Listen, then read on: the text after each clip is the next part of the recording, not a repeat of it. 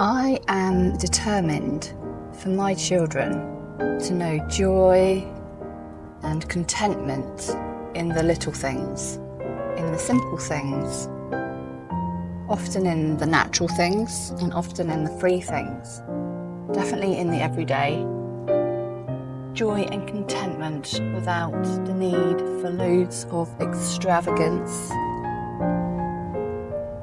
or extra, or a sense of things being big or important or an occasion.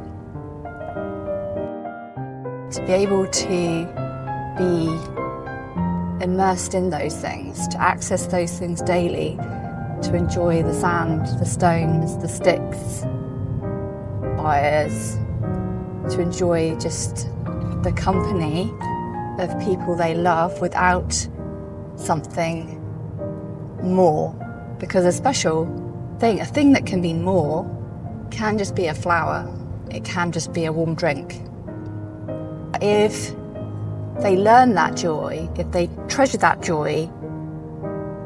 kind of in their core, in their kind of formative time,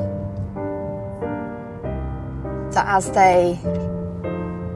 grow, they will be amongst the more content, the more joyful, the more happy of people. I think there's a lie that seems to think it's important to make every occasion extravagance, something more, fill it up with massive, princess dresses and cakes and balloons and rides. And it's not that those things are not good, it's just that they need to be the exception so that they can be enjoyed, but also so that those truly wonderful, slower, simpler things can be enjoyed. We need our normal to kind of bring as a relaxed feeling, not a level of excitement all the time. Because if we are always going from one high to the next high and everything needs to be bigger and better, then we don't get to just settle into the normal, and we don't get to appreciate the highs because we're just comparing them to other highs. And I think that is likely to lead to a lot of discontentment and inability to sit still with oneself and to enjoy the smaller or simpler pleasures in life. And so ultimately, I believe that if we can nurture in our children a joy of often togetherness in simple things, but sometimes just the simple things and their own mind and contentment in that, and the love of maybe things that are natural, or the love of creating, or the love of nature, or the love of many a thing,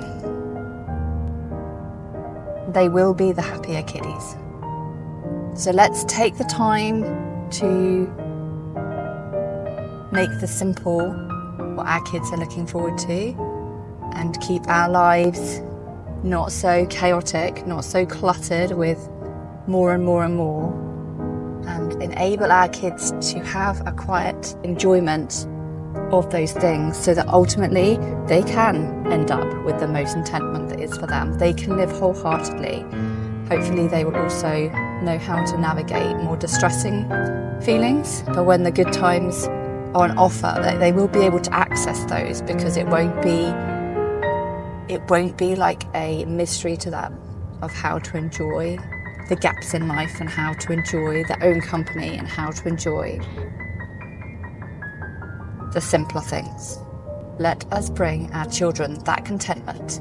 and that light